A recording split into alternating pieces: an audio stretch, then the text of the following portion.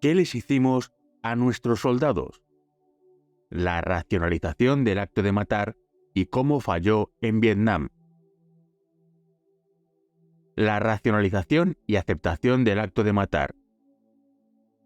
Mas tras los fuegos y la ira, tras la búsqueda y el dolor, su misericordia nos abre un camino para vivir con nosotros mismos otra vez.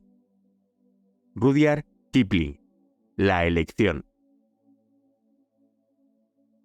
Con anterioridad, examinamos las etapas de la respuesta a matar: preocupación, el momento en que efectivamente se mata, júbilo, remordimiento y racionalización y aceptación. Apliquemos ahora este modelo al veterano de Vietnam para entender cómo el proceso de racionalización y aceptación del acto de matar falló allí. El proceso de racionalización. Algo similar parece haber ocurrido en el proceso de racionalización disponible para el veterano de Vietnam, en comparación con las guerras estadounidenses anteriores. Parece ser que el conflicto de Vietnam revirtió la mayoría de los procesos que se empleaban tradicionalmente para facilitar la racionalización y aceptación de las experiencias de matar. Estos procesos tradicionales entrañaban reconocimiento y respaldo constantes al soldado por parte de sus compañeros y superiores en el sentido de que hizo lo correcto. Una de las manifestaciones físicas más importantes de esta afirmación es la concesión de medallas y condecoraciones. La presencia constante de camaradas maduros y mayores, es decir, en la veintena o treintena, para que sirvan de modelos y como estabilizadores de los factores de la personalidad en un entorno de combate. Un exquisito respeto a los códigos y convenciones de la guerra por parte de ambos bandos, como por ejemplo las convenciones de Ginebra firmadas por primera vez en 1864, mediante los cuales se limitaban las bajas de civiles y las atrocidades. Retaguardia o zonas seguras claramente definidas a donde puede acudir el soldado para relajarse y despresurizarse durante un servicio en combate. La presencia de amigos íntimos en los que se pueda confiar y confidentes que estuvieron presentes durante la instrucción y están presentes a lo largo de la experiencia en combate. Un periodo de refresco cuando el soldado y sus camaradas zarpan o marchan de vuelta a la guerra. Conocimiento de que su bando prevalecerá y de los beneficios y logros que serán posibles gracias a sus sacrificios. Desfiles y monumentos. Reuniones y comunicación continua, mediante visitas, correo, etc., con los individuos con los que el soldado estableció lazos en combate. Una bienvenida incondicionalmente cariñosa y admiradora por parte de los amigos, familia, las comunidades y la sociedad en su conjunto, y un respaldo constante al soldado en el sentido de que la guerra y sus actos personales estuvieron motivados por una causa necesaria, justa y legítima. La muestra orgullosa de medallas. Lo que hizo que Vietnam fuera diferente. En el caso del veterano de Vietnam, todos, salvo el primero de estos procesos de racionalización, no solo estuvieron por lo general ausentes, sino que muchos de estos fueron invertidos y se convirtieron en fuentes de un gran dolor y trauma. La guerra de los adolescentes. Es más fácil si los capturas jóvenes. Puedes adiestrar a hombres mayores para hacerlos soldados. Se ha hecho en todas las guerras importantes. Pero nunca consigues que se crean que les gusta, lo que supone la razón principal por la que los ejércitos intentan que sus reclutas tengan menos de 20 años. Existen, por supuesto, otras razones, como el rendimiento físico, la ausencia de personas dependientes y que son económicamente prescindibles. Eso hace que los ejércitos los prefieran, pero las cualidades más importantes que los adolescentes aportan a la instrucción básica son el entusiasmo y la ingenuidad. Las Fuerzas Armadas de cualquier país pueden tomar a cualquier joven varón civil y convertirlo en un soldado con todos los reflejos y actitudes correctos en tan solo unas pocas semanas. Los reclutas no suelen tener más de 20 años de experiencia del mundo. La mayor parte son como niños, mientras que los ejércitos han dispuesto de toda la historia para practicar y perfeccionar sus técnicas. Wayne Dyer, War. Los combatientes de todas las guerras son tremendamente jóvenes, pero los combatientes estadounidenses en Vietnam fueron significativamente más jóvenes que en cualquier otra guerra de Estados Unidos. La mayoría fueron reclutados con 18 años y experimentaron el combate durante la etapa más maleable y vulnerable de sus vidas. Esta fue la primera guerra de los adolescentes de Estados Unidos en la que el combatiente medio no había alcanzado los 20 años, y sin la influencia de soldados mayores y maduros que siempre habían estado presentes en las guerras pasadas. La psicología del desarrollo identifica esta etapa en el desarrollo psicológico y social de un adolescente como un periodo crucial en el que el individuo establece una estructura de la personalidad y un sentido de identidad estable y duradero. En las guerras previas, el impacto del combate en los adolescentes se veía amortiguado por la presencia de veteranos mayores que podían servir como modelos a seguir y mentores a lo largo del proceso. Pero en Vietnam había muy pocos de estos. Al finalizar la guerra, muchos sargentos eran suboficiales con unos pocos meses más de instrucción y madurez que sus camaradas. Incluso muchos oficiales carecían de una educación universitaria, y estos también tenían poco más que unos meses más de instrucción y madurez que sus soldados. Eran adolescentes liderando a adolescentes en una guerra de operaciones interminables de pequeñas unidades, atrapados en una recreación en el mundo real de El Señor de las Moscas con armas, y destinados a interiorizar los horrores del combate durante una de las etapas vitales más vulnerables. La guerra sucia. Cada uno apuntó simultáneamente su arma contra él y disparó. ¡Oh Dios!, dijo alguien detrás de mí con la voz entrecortada mientras veíamos cómo su cuerpo iba a marcha atrás hacia los árboles. Trozos de carne y hueso volaban por el aire y acababan pegados en las enormes rocas. Uno de nuestros disparos hizo detonar una granada que llevaba el soldado, y su cuerpo golpeó el suelo bajo una ducha de sangre. El joven Vietcong era un buen soldado, incluso si era comunista. Murió por lo que creía. No era un pistolero de Hanoi, era un VC. Su país no era Vietnam del Norte, era un vietnamita del sur. Sus creencias políticas no coincidían con las del gobierno de Saigón, y por eso se le etiquetó como enemigo del pueblo. Una niña vietnamita apareció de la nada y se sentó junto a uno de los VC muertos. Estaba sentada ahí mirando fijamente la pila de armas y balanceándose lentamente de atrás a adelante. No podía ver si estaba llorando, porque no nos miró ni una vez. Simplemente permanecía sentada. Una mosca trepaba por su mejilla, pero no le prestaba atención. Simplemente permanecía sentada.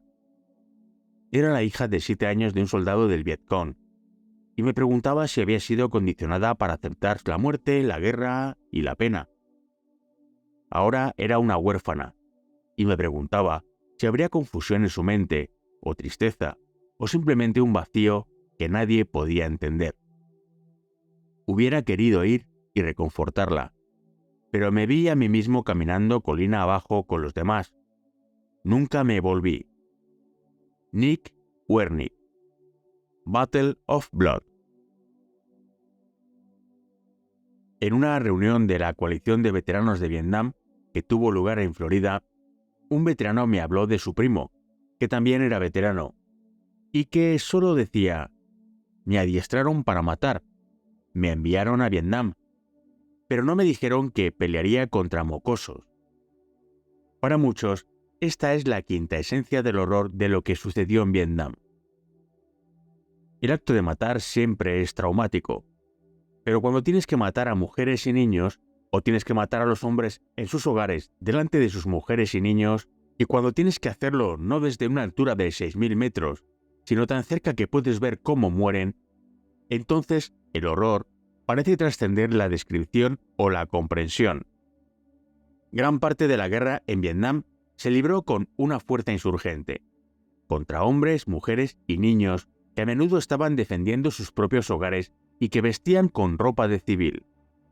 El resultado era el deterioro de las convenciones tradicionales y un incremento de las bajas civiles, atrocidades y el consiguiente trauma. Ni las razones ideológicas para la guerra, ni la población objetivo eran las mismas que las que se asocian con guerras anteriores. Los métodos estándar para racionalizar sobre el terreno fallan cuando el hijo del enemigo sale para llorar la muerte del padre o cuando el enemigo es un niño que arroja una granada de mano. Y los norvietnamitas y el Vietcong lo entendían. De entre los excelentes relatos que obtuvo mediante entrevistas y que Al Santoli recoge en su libro To Bear Any Burden, se encuentra la historia de Trong Mili, un antiguo agente del Vietcong en el delta del Mekong. Se adiestraba a niños, dice Mili, para que arrojaran granadas, no solo por el factor del terror, sino también porque el gobierno o los soldados estadounidenses tendría que dispararles. Entonces los estadounidenses se sienten avergonzados y se culpan a ellos mismos y llaman a sus soldados criminales de guerra. Y funcionó. Cuando un soldado dispara a un niño que arroja una granada de mano, el arma del niño explota y solo queda un cuerpo mutilado que hay que racionalizar. No hay un arma conveniente que convenza al mundo sin ningún género de duda de la letalidad de la víctima y la inocencia del que mata. Solo hay un niño muerto, que habla en silencio del horror y de la inocencia perdida. La inocencia de la niñez, de los soldados y las naciones, toda ella perdida en un solo acto que se recrea innumerables veces durante 10 interminables años hasta que un país abatido se retira horrorizado y conmocionado de su larga pesadilla. La guerra inescapable. No había unas líneas reales de demarcación, así que cualquier área estaba sujeta a los ataques. Era una guerra sin fin contra enemigos invisibles y sin terreno que se pudiera ganar, tan solo un flujo constante de tropas que entraban y salían del país. El único resultado palpable era una producción interminable de cuerpos mutilados y lisiados, y de incontables cadáveres. Jim Goodwin. Post-Traumatic Stress Disorders. En El rostro de la batalla, John Keegan indaga en los conflictos a lo largo de los siglos y observa que la duración de las batallas y la profundidad del campo de batalla se han incrementado con el paso de los años. Desde una duración de unas pocas horas y una profundidad de unos pocos cientos de metros en la Edad Media, la batalla creció hasta el punto en el que, en el siglo XX, la profundidad de la zona de peligro se extendía a kilómetros en las zonas traseras y las batallas podían durar meses, incluso mezclándose entre ellas para crear un conflicto sin fin que duraba años. En la Primera y Segunda Guerra Mundial descubrimos que esta batalla sin fin se cobraba un horrendo precio psicológico en el combatiente, y pudimos gestionar este conflicto sin fin mediante la rotación de los soldados en la retaguardia. En Vietnam, la zona de peligro creció exponencialmente, y durante 10 años luchamos en una guerra que no se parecía a nada de lo que habíamos experimentado con anterioridad. En Vietnam no había una retaguardia a la que poder escapar, no había escape del estrés del combate, y el estrés psicológico de vivir continuamente en el frente se cobró un enorme precio, si bien fue en diferido. La guerra solitaria. Con anterioridad a Vietnam, la primera experiencia del soldado estadounidense con el campo de batalla solía ser como miembro de una unidad que, previamente, había sido instruida junta y había desarrollado lazos. El soldado en estas guerras solía saber que estaba ahí a lo que durara o hasta que hubiera establecido suficientes puntos en algún tipo de escala que llevara a la cuenta de su exposición al combate. En cualquiera de los dos casos, el final del combate se le presentaba en un momento vago en un futuro incierto. Vietnam fue claramente distinto de cualquier guerra en la que luchamos antes o desde entonces, en el sentido de que fue una guerra de individuos. Con muy pocas excepciones, cada combatiente llegaba a Vietnam como sustituto individual en un periodo de servicio de 12 meses. 13 para los marines.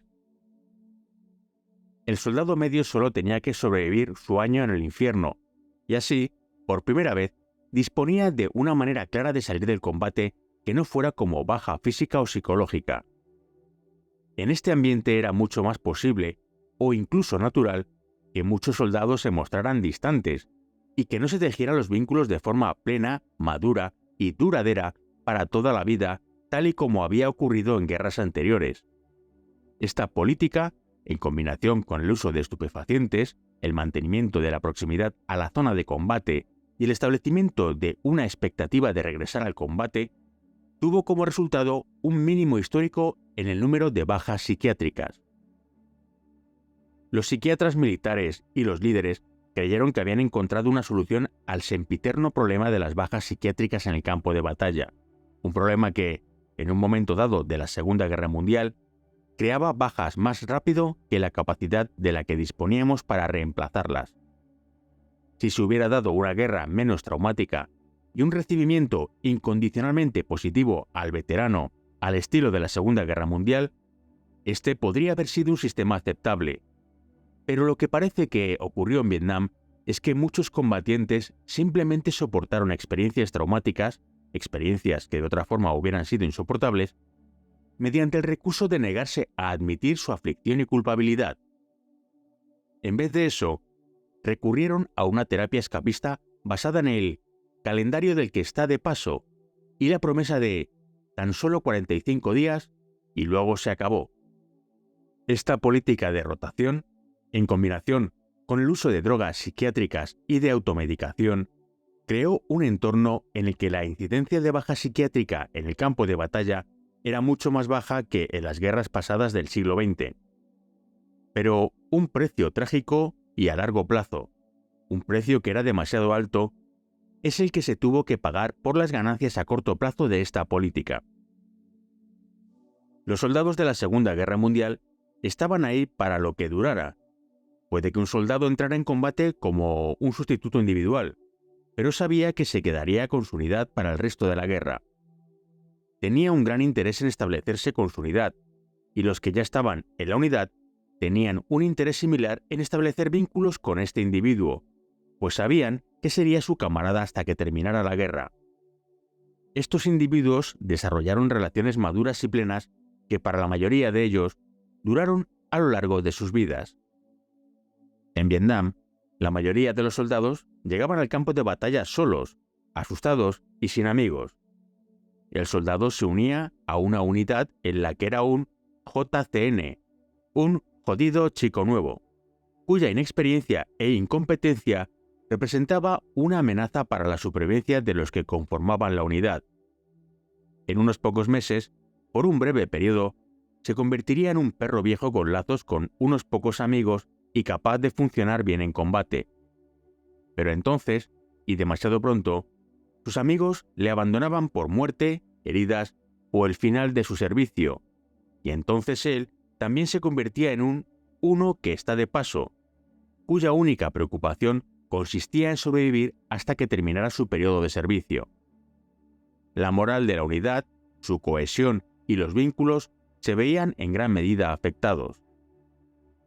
Todas, salvo las mejores unidades, se convirtieron en una mera colección de hombres que experimentaba un interminable flujo de llegadas y salidas, y ese proceso sagrado de tejer vínculos, que es el que posibilita que los hombres hagan lo que tienen que hacer en combate, se convirtió en un retal raído y rasgado de la estructura de apoyo que habían vivido los veteranos de anteriores guerras estadounidenses.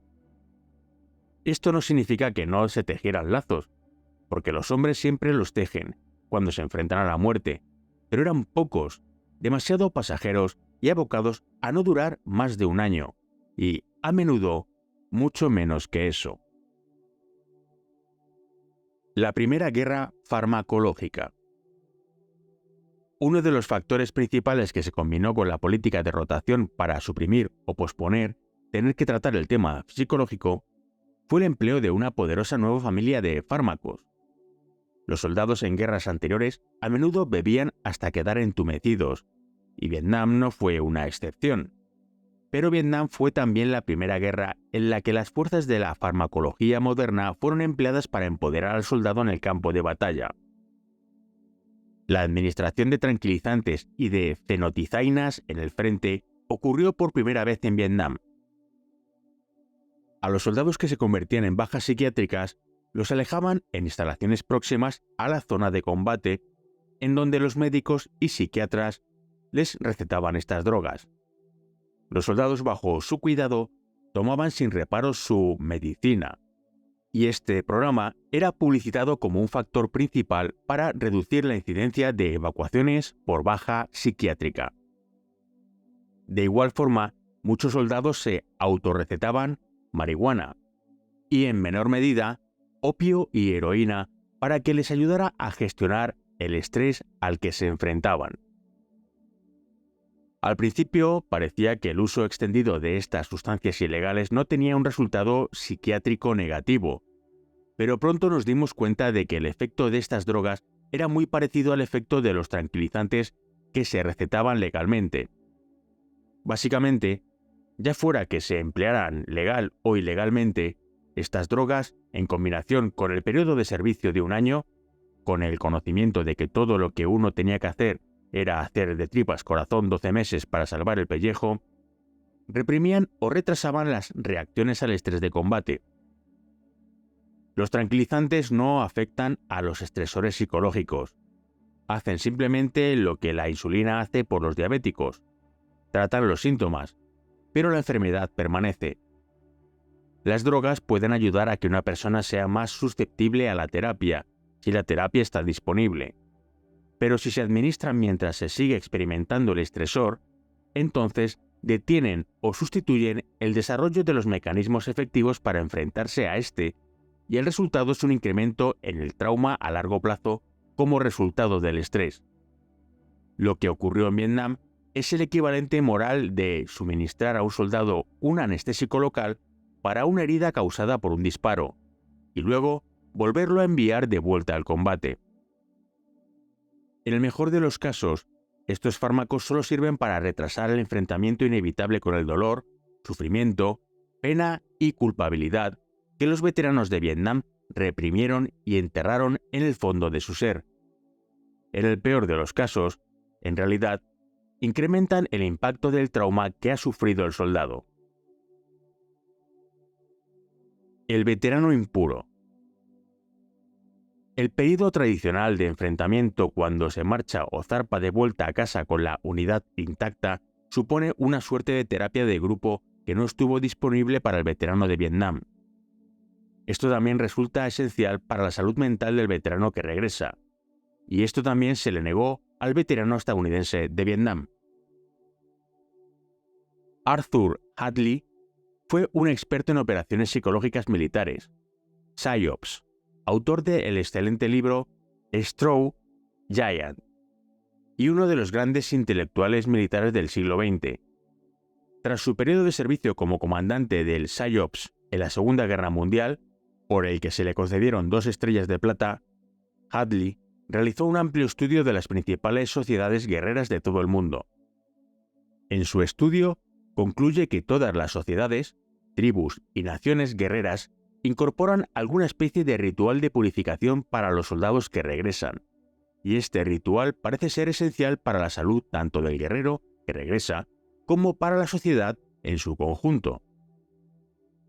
Richard Gabriel entiende y aclara de forma iluminadora el papel de este ritual de purificación y el precio a pagar por su ausencia. Las sociedades siempre han reconocido que la guerra cambia a los hombres, pues ya no son los mismos cuando regresan. De ahí que a menudo las sociedades primitivas requirieran que los soldados realizaran ritos de purificación antes de que se les permitiera reincorporarse a sus comunidades. Estos ritos a menudo incluían la ablución u otras formas de purificación ceremonial. Psicológicamente, estos rituales ofrecían a los soldados una manera de liberarse del estrés y la terrible culpa que siempre acompaña a los hombres sanos tras la guerra. También era una forma de tratar la culpa al proporcionar un mecanismo mediante el cual los hombres que habían peleado podían realizar una descompresión y revivir sus terrores sin sentirse débiles o vulnerables. Finalmente, se trataba de una manera de decirle al soldado que lo que había hecho era lo correcto y que la comunidad por la que había luchado se lo agradecía, y, por encima de todo, que su comunidad de hombres normales y sanos le daba la bienvenida a casa. Los ejércitos modernos disponen de mecanismos similares de purificación. En la Segunda Guerra Mundial, los soldados en ruta de vuelta a casa a menudo pasaban días juntos en el buque de transporte de tropas. Entre ellos, los guerreros revivían sus sentimientos, expresaban su pesar por los camaradas muertos, se contaban sus miedos y, por encima de todo, recibían el apoyo de sus iguales. Esto les ofrecía una manera de recobrar la cordura. Al llegar a casa, a menudo se rendía homenaje a los soldados con desfiles u otros actos cívicos. Recibían el respeto de sus comunidades cuando los padres y esposas narraban las historias de sus experiencias a niños y familiares. Todo esto cumplía el mismo propósito de purificación que los rituales de antaño. Cuando se les niega a los soldados estos rituales, estos a menudo tienden a volverse emocionalmente trastornados, incapaces de purgar su culpa o de que se les reafirme en que hicieron lo correcto, empujan sus emociones hacia adentro. Los soldados que regresaron de la guerra de Vietnam fueron víctimas de esta clase de desatención.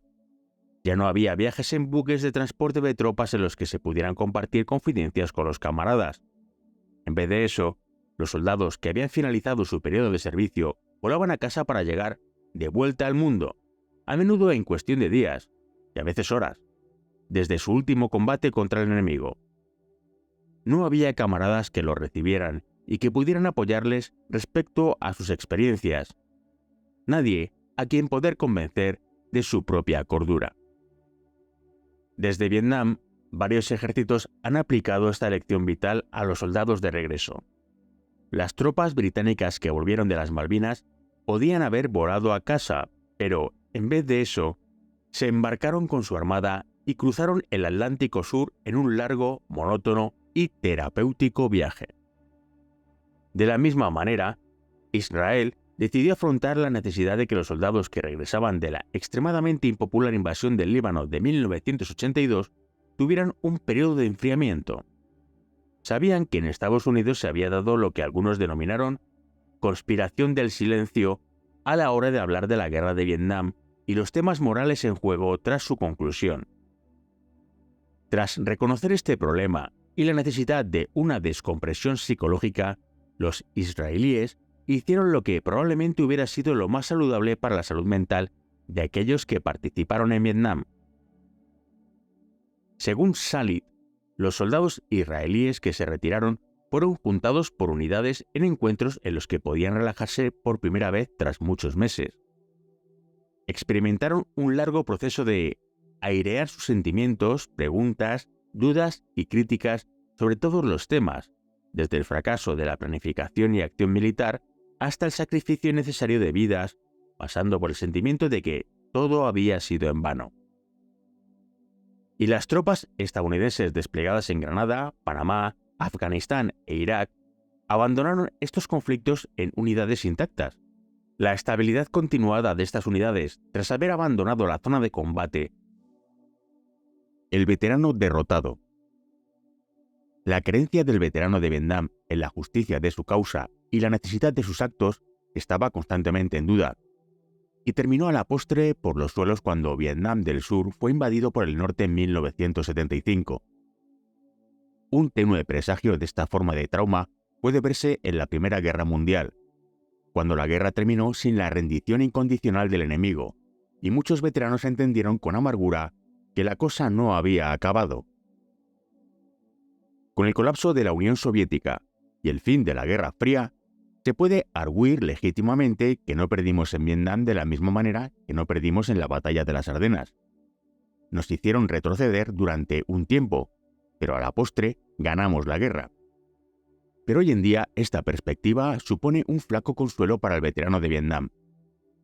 Al veterano de Vietnam no le es posible caminar por los campos de Flandes, ni recrear el día D, ni conmemorar Incheon, ni tampoco ninguna otra celebración por parte de las naciones agradecidas, cuya paz y prosperidad fue salvaguardada mediante la sangre, el sudor y las lágrimas de los estadounidenses.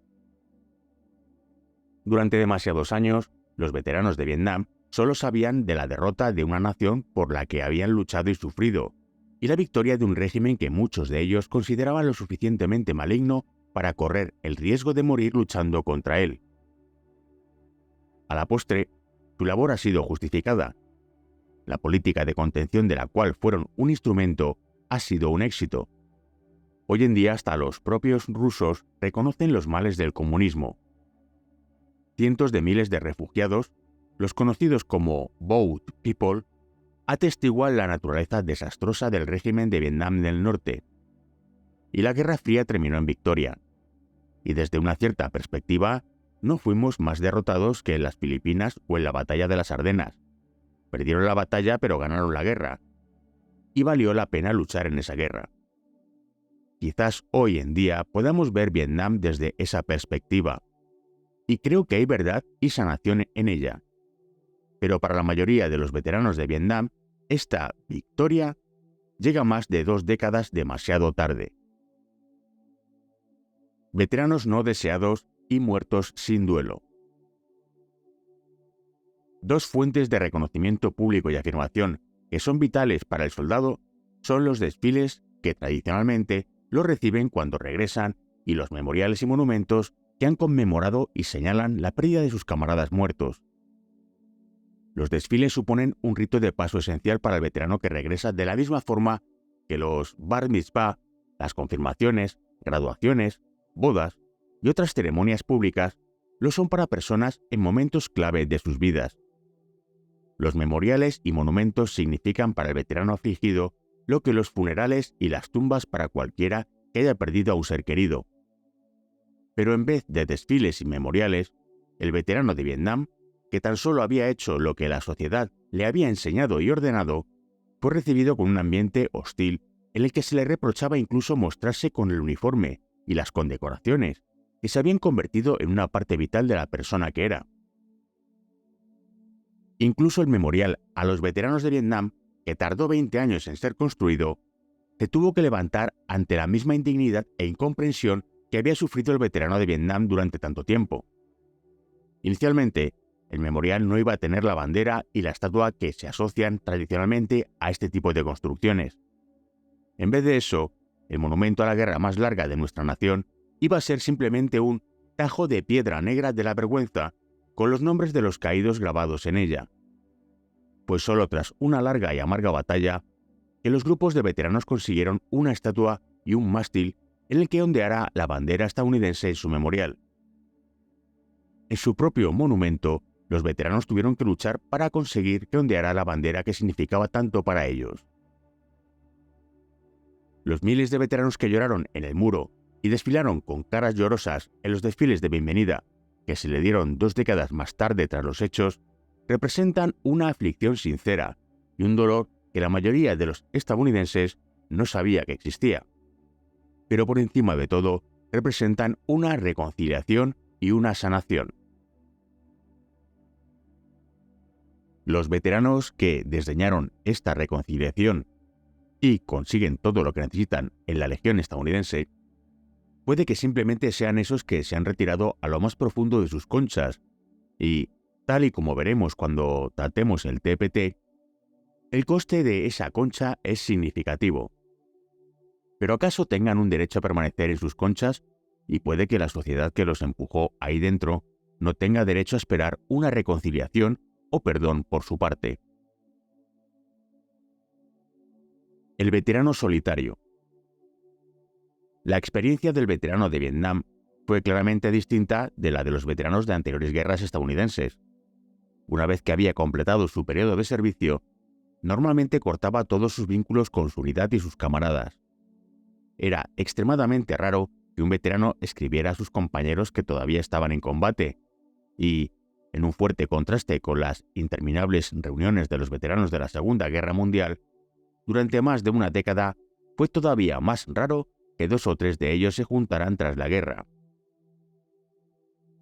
En el libro PTSD, A Handbook for Clinicians, el veterano de Vietnam, Gene Goodwin, formula la hipótesis, creo que correcta, de que la culpabilidad de abandonar a tu compañero a una suerte incierta en Vietnam se mostró aparentemente con tanta fuerza que a menudo muchos veteranos tenían miedo de averiguar qué les había ocurrido a los que se quedaron atrás. 2 décadas más tarde, los veteranos de Vietnam pudieron empezar a liberarse de la culpa del superviviente y a formar asociaciones y coaliciones de veteranos. Para el veterano de Vietnam, los años de la posguerra fueron largos y solitarios. Sin embargo, el monumento a los veteranos de Vietnam y los desfiles en su honor el Día de los Caídos en Guerra, Memorial Day, los han fortalecido y purificado, y ahora, por fin, empiezan a encontrar la fuerza y el valor para reunirse con sus hermanos perdidos y a darse la bienvenida los unos a los otros. El veterano condenado. Al regresar de Vietnam con la extensión de mi brazo derecho, me vi abordado 2 veces por individuos que me preguntaban: ¿dónde perdió el brazo? ¿En Vietnam? Yo contestaba que sí, y la respuesta era: bien, lo tenía merecido.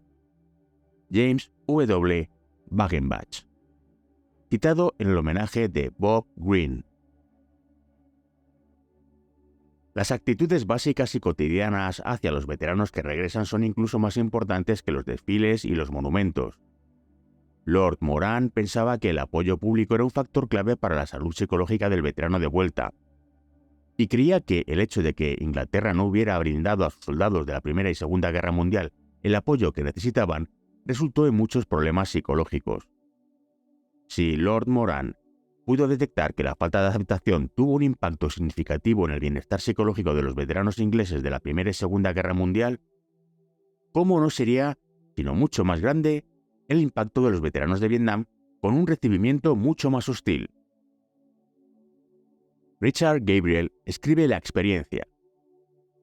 La presencia de un veterano de Vietnam en uniforme en su ciudad natal solía ser la ocasión para las miradas y los improperios. No se le decía que había peleado bien, tampoco se le tranquilizaba diciéndole que había hecho tan solo lo que su país y sus conciudadanos le habían pedido que hiciera. En vez de palabras de apoyo solía haber condenas: matabebés, asesino, hasta que él mismo empezaba a cuestionarse lo que había hecho y, al final, su propia cordura. El resultado fue que al menos 500.000, quizás incluso hasta 1,5 millones, de veteranos de Vietnam sufrieron algún grado de debilitamiento psiquiátrico denominado trastorno de estrés postraumático, una enfermedad que ha quedado asociada en la mente de la gente con toda una generación de soldados que fueron enviados a la guerra de Vietnam. A resultas de esto, Gabriel concluye que Vietnam causó más bajas psiquiátricas que cualquier otra guerra en la historia de Estados Unidos. Numerosos estudios psicológicos concluyen que el sistema de apoyo social, o la ausencia del mismo, tras el regreso del combate, es un factor crucial en la salud psicológica del veterano. De hecho, un gran corpus de investigaciones de psiquiatras, psicólogos militares, profesionales de la salud mental que trabajan con veteranos y sociólogos demuestra que el apoyo social tras la guerra resulta más crucial incluso que la intensidad de la experiencia de combate. Cuando la guerra de Vietnam empezó a volverse impopular, los soldados que luchaban en esa guerra comenzaron a pagar el precio psicológico como consecuencia de ello, incluso antes de regresar a casa. Las bajas psiquiátricas experimentan un gran incremento cuando los soldados se sienten aislados, y el aislamiento psicológico y social por parte del país y la sociedad fue uno de los resultados del creciente sentimiento antibelicista en Estados Unidos. Una manifestación de este aislamiento señalado por numerosos autores como, por ejemplo, Gabriel, fue el incremento en las cartas de ruptura sentimental que recibían los soldados en Vietnam.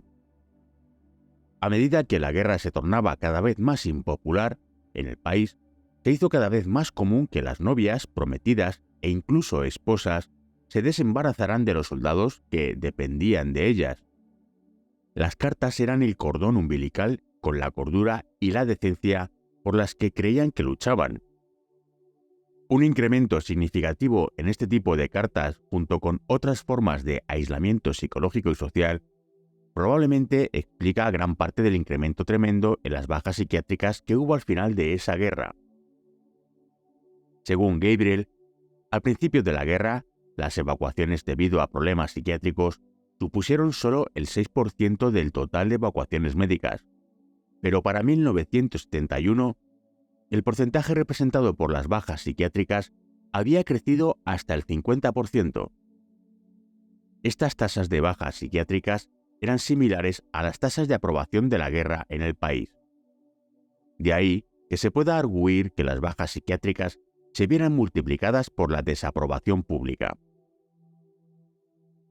La mayor indignidad que puede sufrir un soldado le aguardaba al volver a casa. A menudo, a los veteranos se les maltrataba verbalmente, se les atacaba físicamente o incluso se les escupía. El fenómeno de escupir a los soldados que regresaban merece una especial atención aquí. Muchos estadounidenses no creen o no quieren creer que estos acontecimientos ocurrieran alguna vez. Bob Greene, un columnista de periódicos, era uno de esos que creían que estos relatos eran probablemente un mito. Greene publicó una solicitud en su columna para que cualquiera que hubiera experimentado realmente este suceso le escribiera para contárselo. Recibió más de 1000 cartas que recogió en su libro Homecoming. Un relato típico es el de Douglas Detmer. Me escupieron en el aeropuerto de San Francisco. El hombre que me escupió se me acercó por la parte izquierda, desde atrás. Escupió y se me encaró. El escupitajo me alcanzó en la parte izquierda de la espalda y en mis escasas condecoraciones, encima del bolsillo de mi pecho izquierdo. Después me gritó que yo era un jodido asesino. Me quedé observándole en estado de shock. Que veteranos del combate que regresaban tras meses de guerra aceptaran estos actos sin violencia es un índice de su estado emocional. Estaban eufóricos por haber podido por fin regresar a casa vivos. Muchos estaban agotados tras días de viaje, conmocionados, confusos, deshidratados y demacrados tras meses en la jungla. En un estado de shock cultural tras pasar meses en una tierra extraña, bajo órdenes de no hacer nada que pudiera degradar el uniforme, y muy preocupados por no perder sus vuelos. Aislados y solos, los veteranos que regresaban en estas condiciones eran localizados y humillados por parte de manifestantes contra la guerra que habían descubierto por experiencia la vulnerabilidad de estos hombres. Las acusaciones de estos verdugos siempre giraban en torno al acto de matar. Cuando a aquellos que habían participado en las actividades de matar les llamaban matabebés y asesinos, el resultado era a menudo una traumatización profunda que dejaba cicatrices como resultado del recibimiento hostil y acusatorio por parte de un país por el que habían sufrido y se habían sacrificado. Y este era el único recibimiento que iban a recibir. En el peor de los casos, hostilidad abierta y babas. O, en el mejor de los casos, tal y como se recoge en una carta enviada a Greene, un desinterés rayano en la indiferencia. En cierto sentido, todo ser humano psicológicamente sano que ha participado o apoyado actividades que entrañan matar, cree que su actuación fue equivocada y mala, y debe pasar años racionalizándolas y aceptándolas. Muchos de los veteranos que escribieron a Greene afirmaban que su carta suponía la primera vez en la que hablaban del incidente con alguien. Estos veteranos de vuelta habían aceptado de forma vergonzosa y en silencio las acusaciones de sus compatriotas. Habían quebrantado el máximo tabú, pues habían matado, y en cierto sentido pensaban que merecían ser escupidos y castigados. Cuando eran insultados y humillados en público, el trauma se magnificaba y reforzaba en virtud de la propia aceptación impotente de estos acontecimientos por parte del soldado. Y en estos actos, combinados con su aceptación, se convirtieron en la confirmación de sus más profundos miedos y culpabilidad.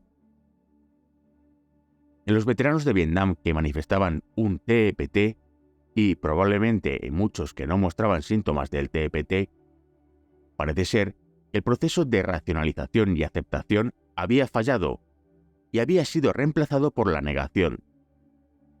El típico veterano de guerras pasadas, cuando se le preguntaba ¿te molestaba?, contestaba tal y como hizo un veterano a Habighurst tras la Segunda Guerra Mundial: «Joder, claro que sí, no puedes experimentarlo sin que te marque». La respuesta a la defensiva del veterano de Vietnam a un país que le acusaba de ser matabebés y un asesino era invariablemente tal y como lo fue a Mantell, y lo había sido tantas veces a mí: «No, no me molestaba, uno se acostumbra». Esta represión defensiva y negación de las emociones parece haber sido una de las principales causas del trastorno de estrés postraumático. Una agonía de tantos golpes.